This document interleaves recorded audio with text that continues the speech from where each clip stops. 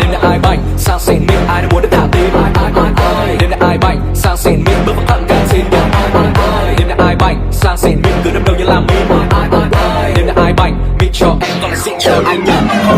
Bành không gái bạn ơi, biển này đông cá là bành ơi. Nhà hành nguyên thắp bành bao tự tin thâu lắm bành chơi yeah. Mỗi em mềm nhà có phải hàng bông quay, anh bay bổng như hàng tàu em. Công việc anh đang tự làm chủ nên tình yêu đừng bắt anh phải làm công. Điều nhiều làm gì thì hỏi chi đăng ký, một chút càng sợ vẫn về nhà em xì kỳ. Yêu thương Thái làm cần đội em chill, đi được quên với Ricky OTD. Ba đi sau thon càng lên hết dây đàn, đưa mà đi flow anh cần ra mấy cây vàng. Đây là nguyên một băng băng.